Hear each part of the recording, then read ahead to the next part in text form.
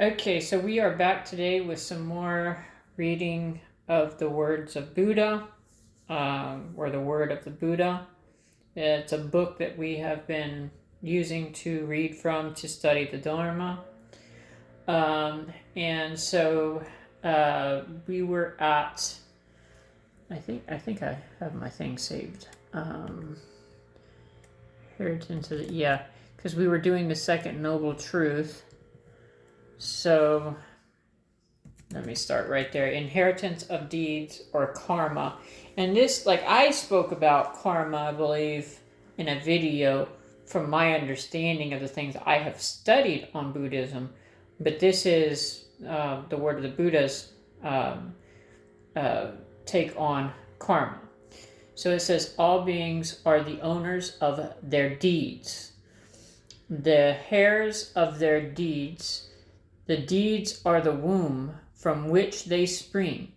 With their deeds, they are bound up. Their deeds are their refuge. Whatever deeds they do, good or evil, of such they will be the heirs.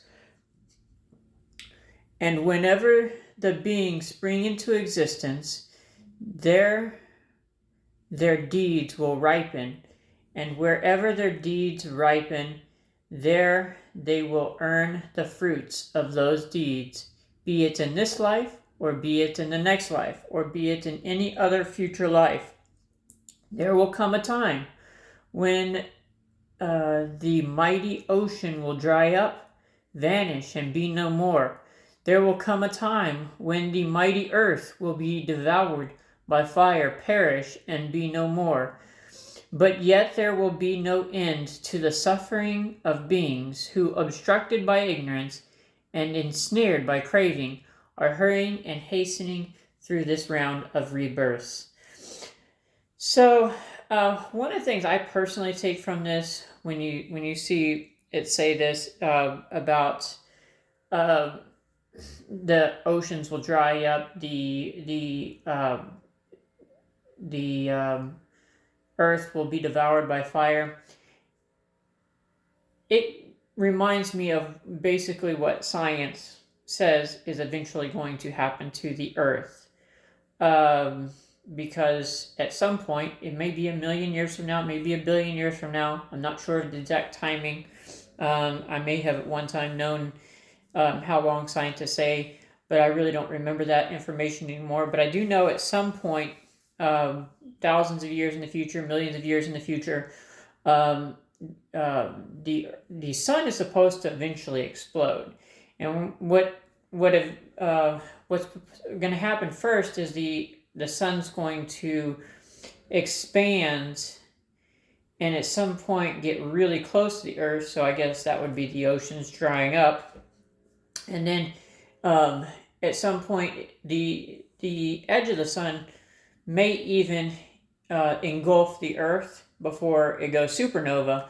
But either way, there's going to eventually be a supernova. But the earth is going to get destroyed one way or another, whether it's by supernova or in the expansion of the sun. That is what I think of.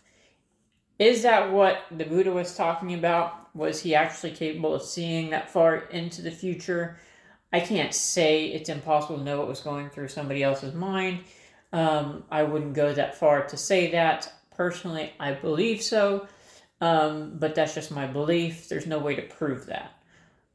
So I do think that Buddhism is a scientific religion in the sense that it wants us to see things accurately as they really are, and that's what science tries to do every day. Is we look at things as they really are and we study them, and if we make mistakes, we allow the evidence to change our minds. That's why science, and some people will claim, well, science is always changing their minds. Well, yeah, if you believe in evidence, you allow evidence to change your mind when more evidence is available. So that's why I see Buddhism as a scientific based religion in a sense. Karma, let's see here.